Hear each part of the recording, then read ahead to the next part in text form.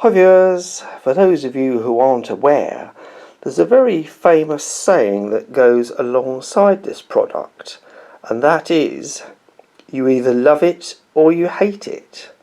And you can probably guess which side I'm on because I'm in possession of it. So the subject of today's video is silver coins that you either love or hate. And I've chosen these particular coins as they seem to be one of a great like or dislike, and this is the Chinese Panda. Now, I'm not entirely sure where the hate for these coins came from, really. I think some of it might be to do with the fact that China is a communist regime, and I think more recently they broke the mould, shall we say, and started producing these in a metric version rather than the standard troy ounce. And of course I think that put a lot of people off as well, because all other metals are measured in troy ounces, precious metals should I say. But one of the reasons I've always loved these coins is due to their quality, and they're changing design each year. But I know obviously Perth Mint and other mints do also change their designs every year.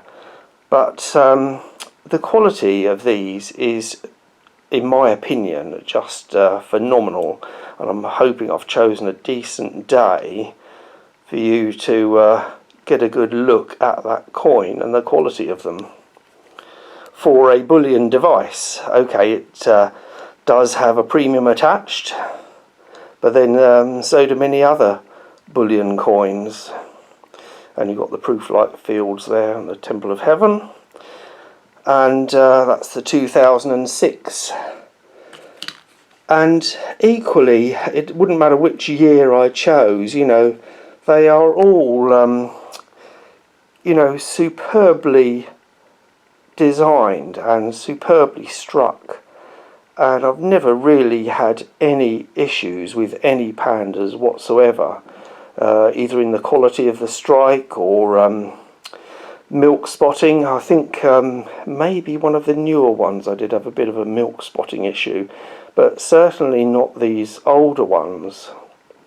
That's the 2007, which I've misted up, which, as many of you know, is why I usually wear gloves, because it stops that happening. So people think I wear gloves because I don't want to touch the coins. It isn't really that. It's because just the sweat off your body heat does mist up the capsules, as you will probably see when I turn over this 2008, and it's, yep, there you go, look, it's misted up just from the body heat of my hand, whereas if I've got nitrile gloves on you don't get that. So anyway, I mean, I won't go through all of these and bore you all with the date run, but so I'd be interested, on your thoughts on the subject below, down in the comments, because I do find it a bit bizarre, because most of you, well, all of you will be buying products made in China, but some of you just will not buy Chinese Pandas, but you'll be happy to buy any other product for your house that's made in China. And I do find it a bit strange, I must say. So I will jump forward to the 2015 now, because that was a controversial coin, because it didn't have either the weight or purity on the coin, just the date and the face value, which was, I think, a first ever seen in silver bullion coins, with no weight and no purity. And obviously the following year, the 2016, they did actually change that, and obviously you can see that's when they went to a metric measurement of 30 grams.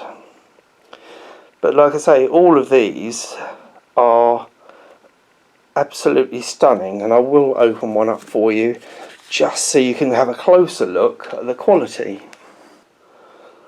Right, let's see if we can't show off the details in this on a sunny day in the United Kingdom, which for January is pretty rare, but it's sunny and frosty. But there you go, so much details and so many different levels of frosting, and you know, I think they are beautifully designed coins, irrelevant of where they're made. And of course we are all entitled to our own opinion. Now, one of the things that I did want to mention whilst covering these pandas was about Chinese products and quality. Now, we all know, I think we all know that 95% of the products that come out of China are absolute shite and won't last 5 minutes. But it doesn't seem that many people are aware that China can actually produce, and do produce, some extremely high quality goods.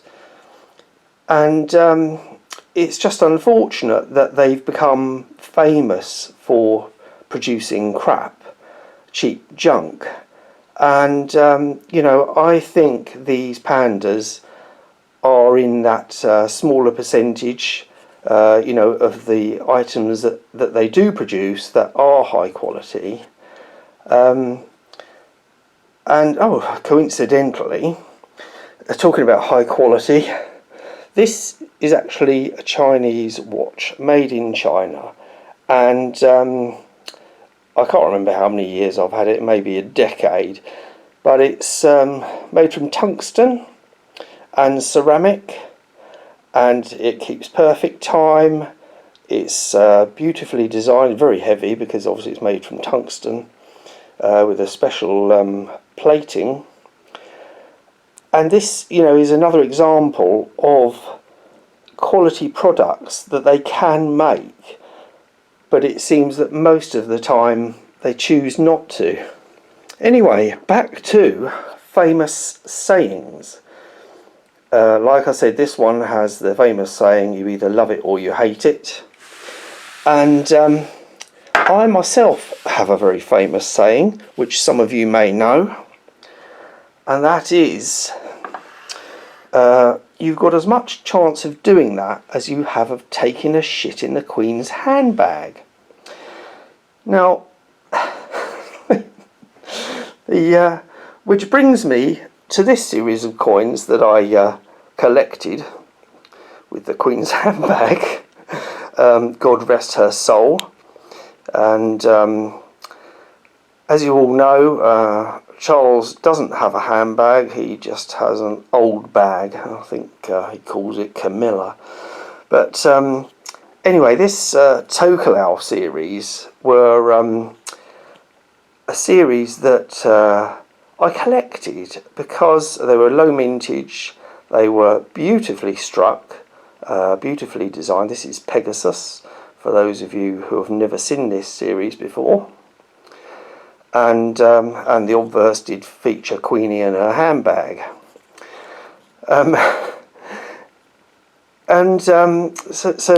What I was trying to get across regarding this series, there's the unicorn, which I actually liked slightly more than Pegasus, a beautiful rendition there, was that you know, there's a lot of people you know, chase after new releases, and I did chase after this, and I think I can't remember whether I ended up getting the whole series or not, but it was a beautiful series, low mintage, beautifully designed and struck, but never really did much.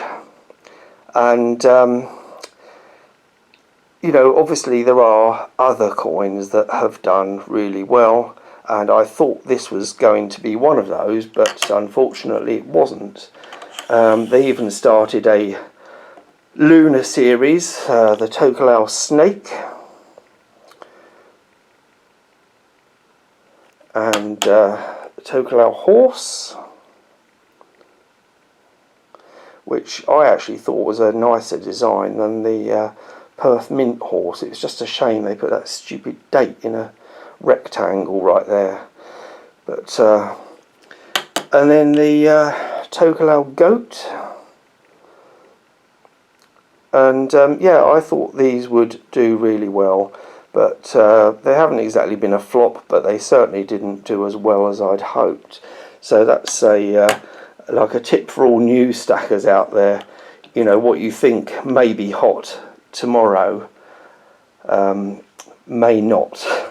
Anyway, I'll leave you with the Chinese pandas and the Tokelau coins, and keep calm and keep stacking, and of course, if you're that way inclined, keep eating that Marmite. Thanks for watching. Bye.